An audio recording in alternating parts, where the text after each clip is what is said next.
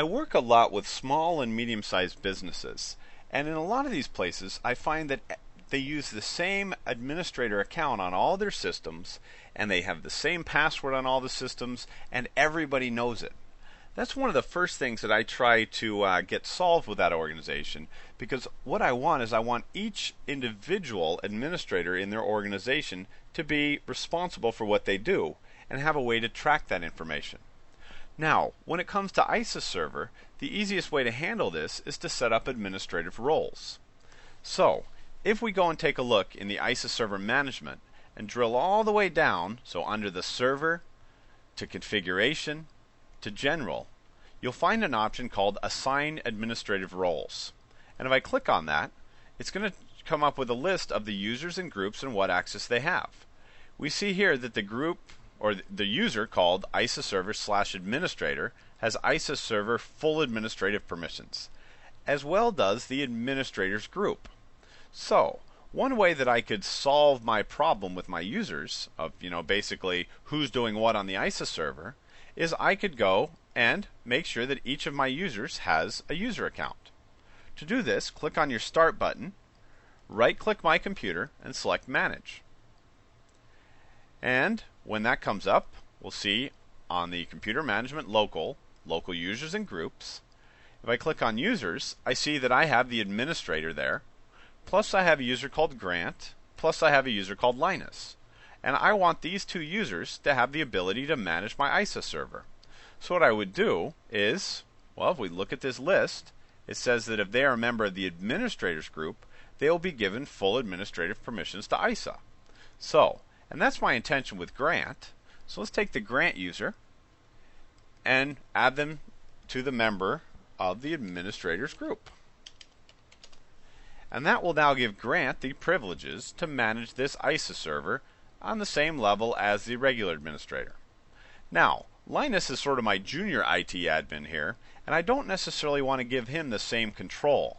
So by putting him in the administrators group, that would give him ISA server full administrative privileges. Instead, what I can do is I can click Add, type in Linus, so get his name, or I could browse for him. And then I can give him a role of an ISA auditor, a full administrator, or a monitoring auditor. Well, full administrator we kind of figure can do absolute everything, configure options, logging, and reporting. An ISA server auditor has full access to the ISA server monitoring and read-only access to the configuration. That would actually work well for Linus, because his job is to let me know if there's any problems with the ISA server. But I don't want him trying to fix it, because I don't want him accidentally setting the wrong configuration until he's received all his training. Now, what's this one though, this ISA server monitoring auditor?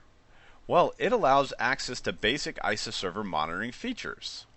Whereas this auditor had full access to the ISA monitoring features and gave him read-only access to the configuration, the ISA monitoring auditor can't even see the configuration, they just get to see basic monitoring features.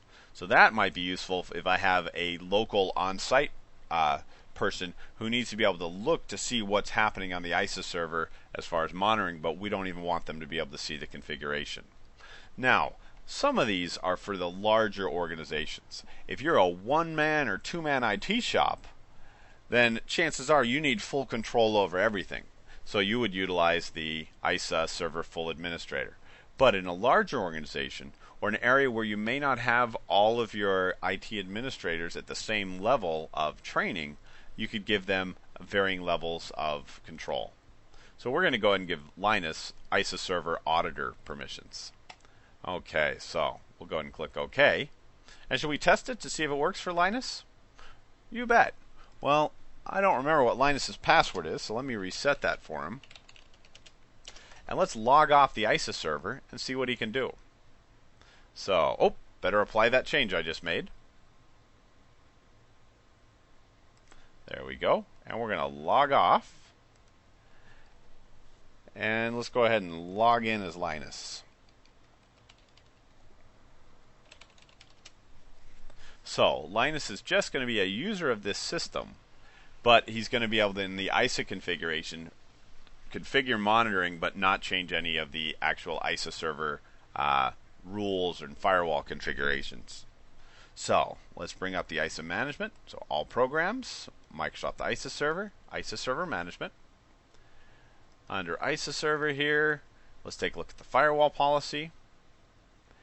And let's see if he can add a rule. So let's see if he can create an access rule. We don't have the permissions to perform that action. That's good. But if we go over to monitoring here, and he can go over to alerts, and see, we don't have any alerts. We go over to connection verifiers, and he can see the results of it. Let's see if he can edit it. Yep, looks like they would let him. Oh, no, he can't edit this because it's enabled. He can't turn it off, so he's got limited permissions for configuration. He might be able to change the URL, or he might not. Let's try. Let's have him try and do it to learnitfirst.com. And then we'll click OK. Nope, we don't have that permission to modify that. So he can go in and see the configuration and see the results. He just can't make changes. Now, I'm sure he can do some stuff under logging, and he could issue a query to the log to see what's exactly happening. There we go.